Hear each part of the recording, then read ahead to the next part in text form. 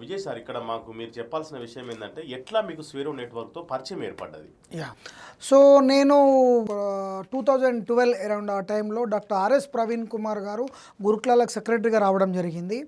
So ఆయన గురుకులాలకు సెక్రటరీగా వచ్చినప్పుడు ఆయన ఫస్ట్ చేసిన పని ఈ wanted to create some role model concept. So గురుకులాలో చదివిన పిల్లలు సక్సెస్ అయిన వాళ్ళందరినీ కూడా మళ్ళీ ఒక తాటిపై తీసుకురావడానికి ఆయన ప్రయత్నం మొదలుపెట్టాడు.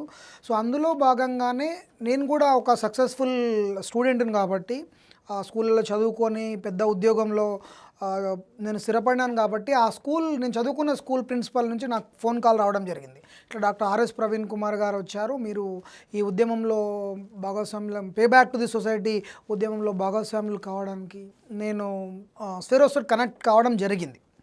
సో దాని తర్వాత నేను అబ్జర్వ్ చేస్తున్నాను డాక్టర్ ఆర్ఎస్ ప్రవీణ్ కుమార్ గారు చేస్తున్న కార్యక్రమాలు, ఆయన తీసుకొస్తున్న సంస్కరణలు. ఎందుకంటే మేము కూడా గురుకుల పాఠశాల చదువుకున్నాం కాబట్టి మేమున్న పరిస్థితులకి ఆయన వచ్చిన తర్వాత పరిస్థితులు చాలా తేడా కనబడుతుంది, చాలా సక్సెస్ కనబడుతుంది.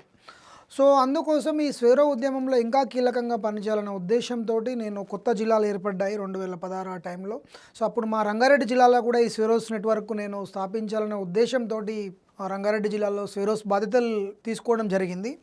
సో మీరు అన్నట్టు వీసీగా అంత ఆషామాయిషిగా ఈజీగా ఏం రాలేదనిపిస్తుంది నాకు. ఎందుకంటే నేను రంగారెడ్డి జిల్లా అధ్యక్షునిగా ఉన్నప్పుడు ఎక్కడో చివరలో ఉన్న ఆ జిల్లాను నేను నెంబర్ 1 స్థాయికి తీసుకుపోగలిగాను స్వేరోస్ కార్యక్రమాలతోటి, నిర్మాణంతో. దాని తర్వాత నేను హైదరాబాద్, మేడ్చల్, రంగారెడ్డి సెంట్రల్ జోన్కి ప్రెసిడెంట్గా ఉన్నాను. దాని తర్వాత నేను స్వేరోస్ సర్కిల్ తరపున స్టేట్ ప్రెసిడెంట్గా, ఫౌండర్ ప్రెసిడెంట్గా కూడా పనిచేశాను. సో తెలంగాణలోనే కాకుండా రాష్ట్రం మొత్తం మీద 33 జిల్లాలు అతి తక్కువ టైంలో స్వేరో సర్కిల్ నిర్మాణం చేశాను.